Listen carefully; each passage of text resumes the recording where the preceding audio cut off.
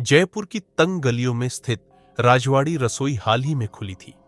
अपनी लाजवाब राजस्थानी थाली के लिए यह जगह रातों रात मशहूर हो गई थी।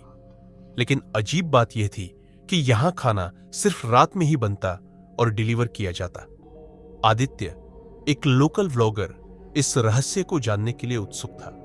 वह डरावनी कहानियों और अजीब जगहों की सच्चाई उजागर करने के लिए जाना जाता था। एक रात उसने ठान लिया कि वह खुद इस किचन के अंदर जाकर देखेगा कि आखिर यहां रात में क्या होता है।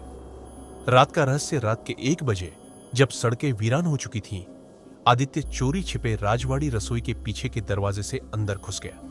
अंदर हल्का लालटेन का उजाला था और हवा में घेवर, दाल बाटी और मसालों की महक थी। लेकिन जैसे ही उसने एक कदम आगे बढ़ाया, उसे लगा कि कोई उसके कानों में फुसफुसा रहा है। कोई अस्पष्ट शब्द, जैसे कोई पुराने जमाने की राजस्थानी भाषा में कुछ कह रहा हो। उसका दिल तेजी से धड़कने लगा। उसने मोबाइल की टॉर्च ऑन की और चारों ओर देखा। रसोई में कोई नहीं था, फिर भी भट्टी जल रही थी और कढ़ाई में कुछ उबल रहा था। पास ही रखी एक पुरानी धूल भरी किताब पर उसका ध्यान गया। किताब के पन्ने पलटे ही उसकी आंखें फटी रह गई। यह राजवाड़ी रसोई की 200 साल पुरानी रेसिपी बुक थी। भूतिया थाली जैसे ही उसने किताब उठाई, रसोई में रखी थालियों में खुद ब खुद परोसना शुरू हो गया। दाल, बाटी, चूरमा, सब कुछ। लेकिन यह कैसे संभव था? अचानक उसे किसी के सांस लेने की आवाज आई। जब उसने पलट कर देखा तो सामने एक धुंधली छवि उभर रही थी। एक महिला राजस्थानी पोशाक में, आंखें गहरी काली और चेहरा पत्थरीला। तूने हमारी रसोई में कदम कैसे रखा? महिला की आवाज गहरी और गूंजदार थी। आदित्य कांप उठा। आप कौन हैं? मैं राजवाड़ी रसोई की पहली बावर्चिन थी और यह जगह मेरी आत्मा के बिना अधूरी है। आदित्य ने पीछे हटने की कोशिश की, लेकिन उसके पैर जमीन में जम गए। महिला ने अपनी उंगली से इशारा किया और सामने रखी थाली हवा में उठ गई।